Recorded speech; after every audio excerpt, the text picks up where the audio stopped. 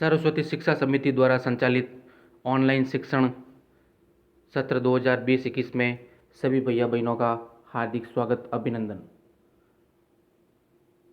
आज हम पहला पार्ट पढ़ रहे हैं 3 क्वेश्चंस, 3 प्रश्न, जिसके अंदर पहला भाग हम पढ़ चुके थे। आज हम उसके दूसरे भाग का अध्ययन करेंगे। The man felt better and asked for something to drink. The king brought fresh water and gave it to him. By this time, the sun had set and the air was cool. The man felt better. आदमी ने बेहतर महसूस किया and asked for something to drink, और पीने के लिए कुछ पानी मांगा। जो व्यक्ति राजा को मिला था वह घायल हो गया था और राजा ने उसका उपचार किया।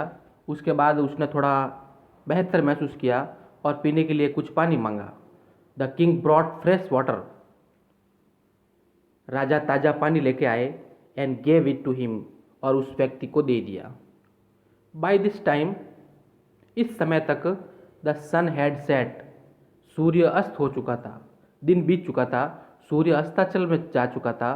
And the air was cool, हवा और बिल्कुल ठंडी थी।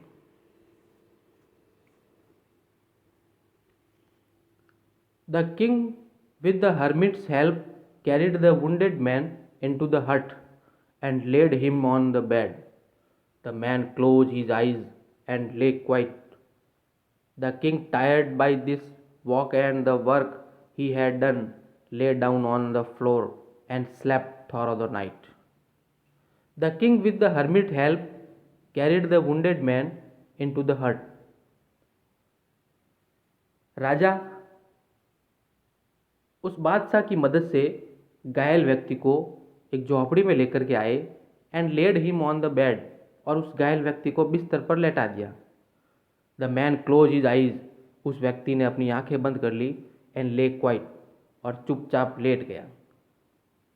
The king, tired by his walk, राजा भी ज़्यादा चलने के कारण, and the work he had done, और जो कार्य उन्होंने किया था, lay down on the floor, ज़्यादा थक गए थे तो फर्श पर राजा भी लेट गए।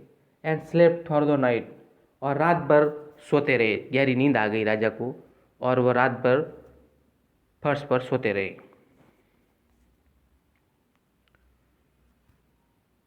When he awoke, it was several minutes before he could remember where he was or who the strange bearded man lying on the bed was. जब वह जागा तो उसे याद करने से पहले कई मिनट लगते थे। वह कहाँ था, या बिस्तर पर पड़ा अजीब दाढ़ी वाला व्यक्ति कौन था। जब वह व्यक्ति जागा तो अचानक उसे ध्यान में आया कि मैं कहाँ हूँ और जो दाढ़ी वाला व्यक्ति मेरे पास लेटा हुआ है वह कौन है। Forgive me, said the beard man in a week voice. मुझे माफ़ कर दो, दाढ़ी वाले आदमी ने कमज़ोर आवाज़ में कहा, दबी हुई आवाज़ में कहा, मुझे माफ़ कर दो। वैन ही सा, जब उसने देखा, that the king was awoke, राजा जाग रहे हैं। I do not know you and have nothing to forgive you for, said the king. राजा ने कहा, आई डू नॉट नाउ, मैं तुम्हें नहीं जानता और तुम्हें माफ़ करने के लिए कुछ है भी नहीं। किस बात के लिए तुम माफ़ी मांग रहे हो। आज जो पैराग्राफ हमने पढ़े हैं उसमें से कुछ कठिन शब्दार्थ है, वो सभी भैया बहन अपनी उत्तर पुस्तिका में लिखेंगे और याद भी करेंगे। फील, महसूस करना, आस्क, पूछना, ब्रिंग, लाना, सेट, अस्त होना, कूल, ठंडा, कैरी, ले जाना, फ्लोर, फर्श, रिमेंबर, याद करना, बेड, दाढ़ी, फॉरगिव, क्षमा करना। गृह कार्य में करने के लिए 2 प्रश्न हैं जो पैराग्राफ हमने पढ़े हैं, उसमें से ढूंढ करके सभी भैया बहन उत्तर लिखेंगे। पहला प्रश्न है, what did the king bring for the man. उस व्यक्ति के लिए राजा क्या लेके आए।